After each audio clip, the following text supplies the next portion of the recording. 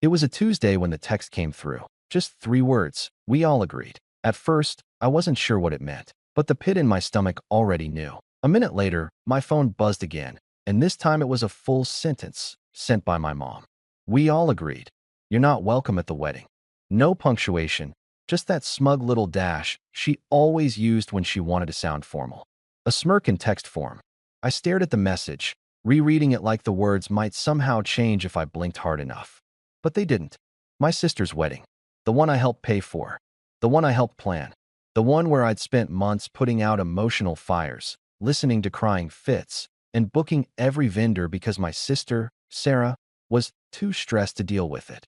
The same Sarah who, 2 weeks ago, called me her emotional rock, while I wired over another $1,500 for centerpieces that looked like Pinterest threw up on a florist.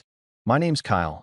I'm 31. And up until that message, I thought I was doing something good, being the glue that held things together for a family that always seemed just one missed call away from falling apart. I'm not rich, not by any means, but I've worked in IT long enough to put some money away. I've lived modestly, stayed single, and saved while everyone else splurged and borrowed. For years, I thought that meant I was blessed, and they were just unlucky.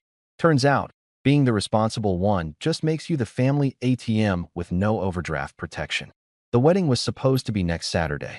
A beachside venue on the coast, with a ridiculous ivory and gold theme my sister insisted was classy, but looked more like a royal baby shower.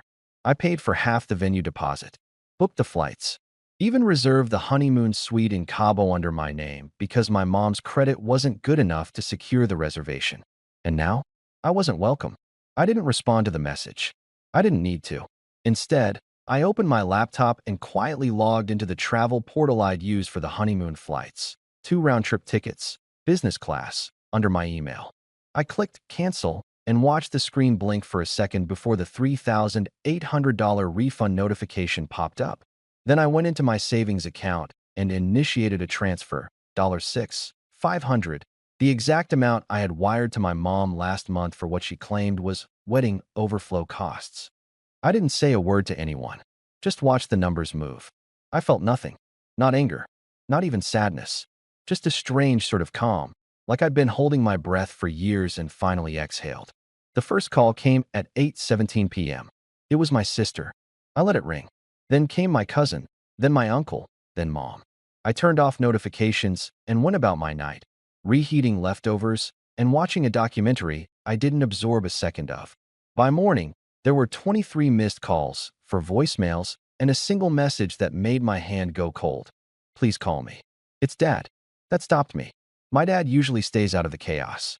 He's a quiet man, the kind who'd rather tinker with a busted coffee maker than get involved in family drama.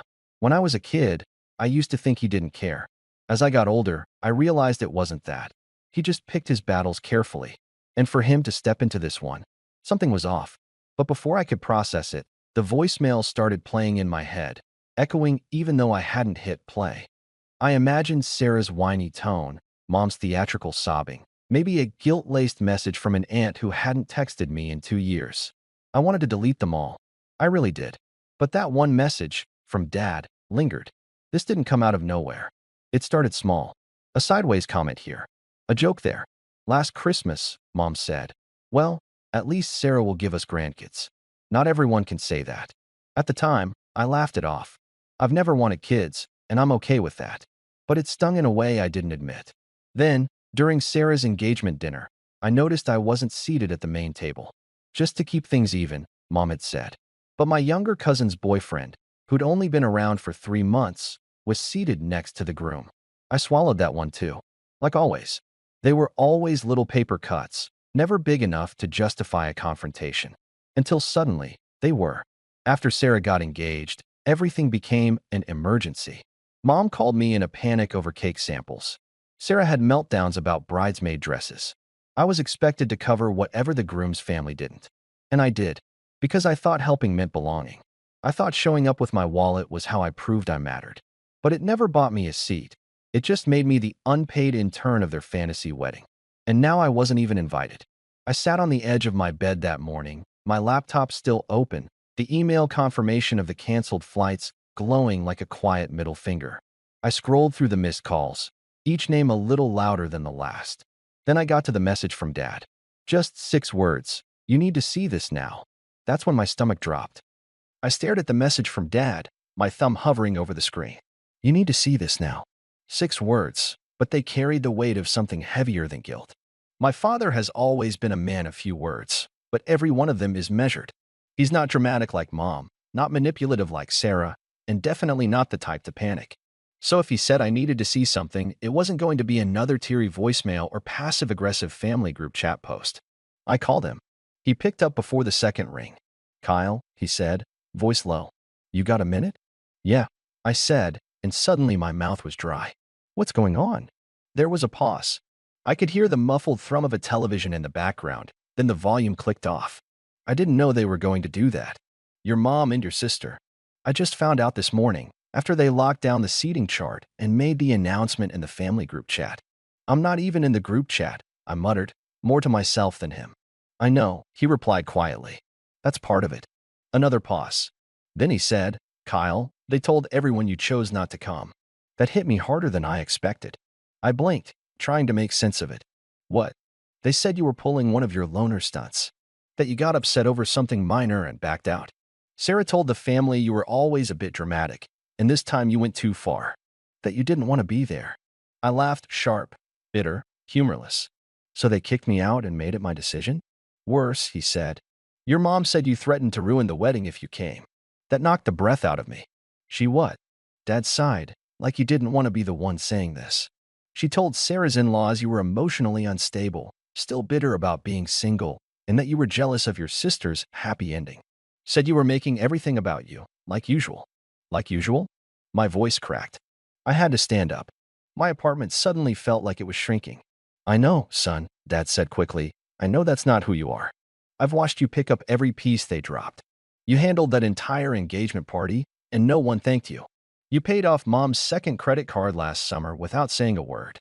You showed up every time they didn't. But they don't see that. Or maybe they do, and it threatens them. I leaned against the kitchen counter, my hands shaking. So this whole thing, this exile, was a setup? To make me the bad guy? Dad hesitated. Then, with an exhale, said, It's worse than that. They already started telling people you refused to fund the honeymoon out of spite. That's when I knew something had changed in me. Something broke, but not in the way I thought it would. I wasn't hurt anymore. I wasn't even angry. I felt detached, cold. Like I was watching a rerun of a show I used to care about but now knew all the plot twists too. They took the money, Dad, I said flatly. $6,500 wired to Mom's account for the honeymoon. I canceled the flights last night. The refund's already back in my account. He was silent for a moment. Then, softly, good. It was the first time in years my father had supported one of my decisions that openly. He wasn't a man of grand gestures, but that one word meant everything. Then he added, There's something else. I wasn't going to tell you, but I think you need to see it. I heard rustling on the other end. Then the ping of a message coming through. I opened my phone. It was a screenshot. A group chat, Mom, Sarah, and a few of the aunts. My name was mentioned in the thread. Mom texted, Don't worry about Kyle. He's just sensitive because no one's ever loved him enough to marry him. I'll talk to him after the wedding, once he realizes how childish he's being. Sarah texted, He's a ghost. Let him fade. Just need to make sure he doesn't embarrass us. And Cheryl texted, So we're agreed, no +1 for him even if he begs? Mom texted, Exactly. No seat, no speech, no drama. He'll get over it. He always does. I read the messages twice, then a third time, and then I deleted them, not out of denial, but because I didn't need to see them again to know the truth. I'd always been an outsider in my own family. The helper, the fixer, the invisible glue. But glue doesn't get a seat at the table, it just holds everything else together while it cracks. And they were right about one thing. I wasn't going to beg. That evening, I sat down and began making a list, not of people to confront, but of systems to dismantle. They wanted me to fade quietly. But they'd forgotten something. I was the one holding the strings. The joint Costco membership with Mom? Canceled. The Hulu, Netflix, Disney Plus family plans? Removed their profiles. The auto payments I'd been quietly making on Sarah's student loan? Disabled. And the best part, the venue deposit for the wedding? Still under my name. Technically, I was the primary contract holder. They'd never paid me back for that check I wrote to lock in the date. I'd been meaning to deal with that paperwork later. No? It was at the top of my list. As I stared at the contract, hovering over the cancel reservation option, I smiled for the first time that day. Because if they thought I was dramatic before, they hadn't seen anything yet. By Wednesday morning, the silence from my end had them spiraling. The voicemails went from passive-aggressive to desperate. Sarah's tone morphed with every message, first annoyed, then pleading. Kyle, can we talk? I think there's been a huge misunderstanding. Mom didn't mean it that way. I didn't respond. I listened with my arms crossed, each new message only confirming what I already knew. They were trying to put the toothpaste back in the tube, and it was far too late for that. But I wasn't interested in revenge for the sake of ego. This wasn't about lashing out. This was about letting go and making sure they felt it. That afternoon, I sat down with a black notebook and started writing out every account, every auto payment, every password-protected bill I had my name attached to. I wasn't dramatic. I was thorough. The irony? They called me the cold one, the robot, the one who didn't feel things like the rest of us. They were right in a way. I didn't blow up. I didn't scream. I calculated. I logged in. Mom's phone plan, which I'd been paying for since 2019 when she got laid off. Suspended. She wouldn't even notice until she tried to make a call during her hair trial on Friday. Sarah's Venmo, which was connected to my bank as a backup card from when she overdrafted 3 times during college and never figured out how to remove it. Unlinked. And then I reported the suspicious charges on my account just for fun. Fraud protection is a beautiful thing. By Thursday morning, I had an email from the wedding venue. A polite but firm confirmation. Your cancellation request has been received. Per the contract, your deposit will be forfeited unless a replacement booking is secured. I smiled. Let them explain that to the 118 guests flying in for a Saturday ceremony that suddenly didn't have a legal reservation.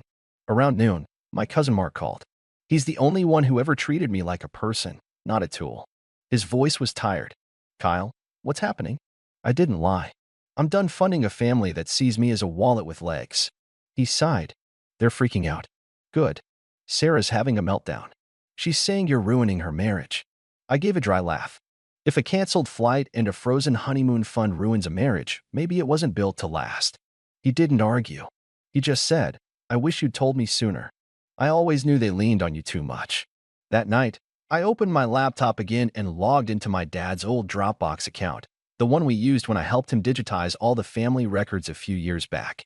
Inside was a goldmine of scanned receipts, emails, even the original invoice from the engagement party that I paid for but Mom conveniently forgot I covered. I created a new Google Drive folder, uploaded everything, and titled it Contributions from Kyle Nobody Wanted. Then I copied the link and sent it to every family member on the group thread. I didn't write a caption. I didn't need one. Less than 5 minutes later, I was kicked out of the family chat. Perfect. But the real turn came Friday morning, the day before the wedding. I was sipping coffee, enjoying the quiet, when I got an email from the groom's mother, Linda. We'd met once. She was kind, poised, and very by the book. The kind of woman who kept her silverware aligned and said darling instead of sweetie. Her message was short, but it rattled me more than any voicemail. Subject, concern about the wedding. Hi Kyle, I wanted to reach out directly. I've heard bits and pieces about what's going on, and quite frankly, I'm alarmed. If you have a moment, could we speak? I feel like I'm missing some very important information. Best, Linda. That was the moment I realized this wasn't just family gossip anymore. This was a thread unraveling from both ends. I called her. She answered immediately. Thank you for calling, she said, formal but with an edge of concern. I don't mean to overstep, but my son just informed me that the venue may have been canceled. It was, I said plainly. I paid the deposit. It was under my name. She was quiet for a second. That's not what we were told. I'm sure. Another pause. She cleared her throat. Kyle, I don't know what's been said, but I was told you declined to come. That you'd backed out because you were bitter. I let the silence hang, then asked, do bitter people usually pay for floral arrangements, the wedding cake, the DJ, and half the venue? Linda inhaled sharply. I was unaware of any of that. Of course you were. They needed someone to blame when I pulled out. And when I stopped funding it, they made sure to do what they always do, point the finger at me. Her voice lowered. I understand now why you've distanced yourself. I would have too. But, Kyle, there's something you should know. Sarah, she opened a joint credit card with your mom last week. And she used your name on the application. I froze. What? They claimed you co-signed. My husband caught it when we reviewed the final expenses. He recognized your name on the paperwork. That was it. That was the part that changed everything. I wasn't just the family ATM anymore. I was a target. I sat there, my coffee suddenly cold in my hand, the room closing in around me as Linda's words echoed in my ear. They claimed you co-signed. I hadn't. Not even close. I've always been careful about credit. Guarded, even. After watching Mom default on a car loan in my early 20s and drag her credit into the basement with mine tethered behind it, because yes, she had convinced me to co-sign that, I'd spent the better part of a decade fixing my financial reputation. I knew better. I hadn't signed anything for this wedding outside of what I paid for directly. Do you have a copy of the application? I asked Linda, my voice calm but clipped. I do, she said. Would you like me to send it to you? Immediately, please. A few minutes later, it landed in my inbox. There it was, staring back at me. An application for a high-limit wedding credit card with a forged digital signature.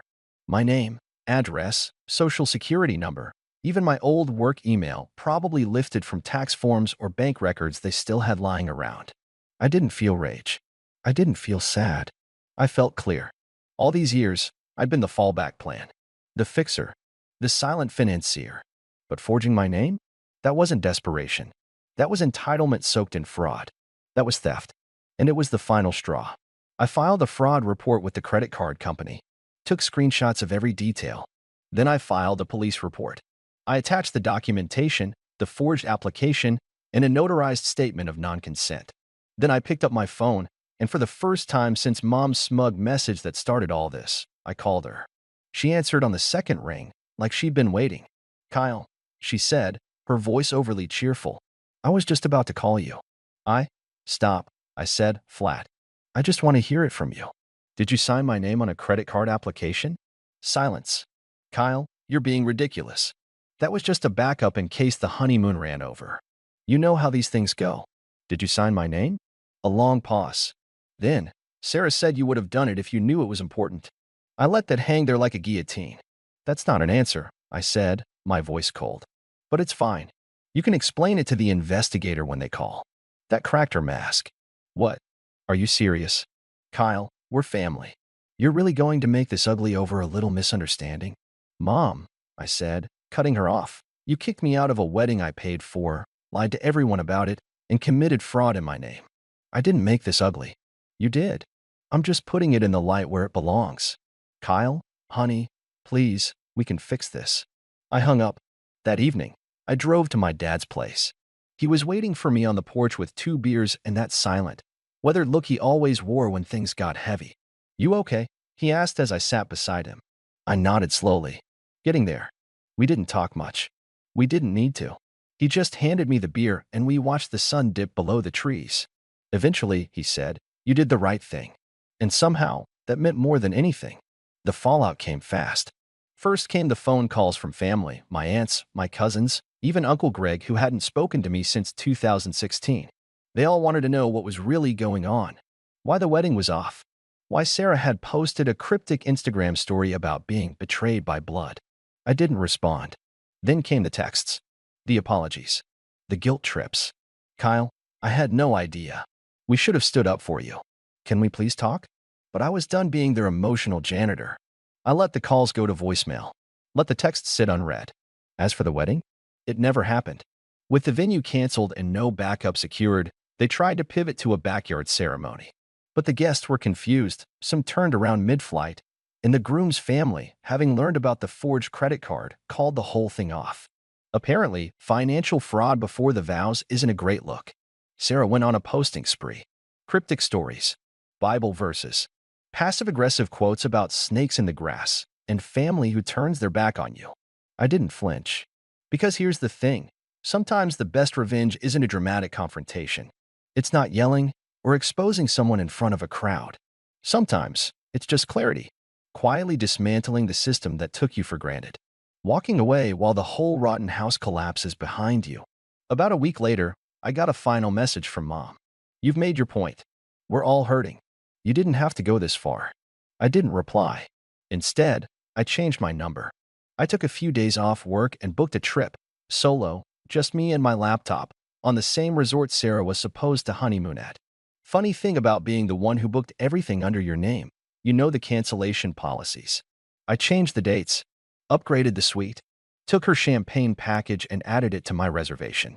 And I sat on that balcony, drink in hand, waves rolling beneath me, thinking about how long I'd waited for someone to see me.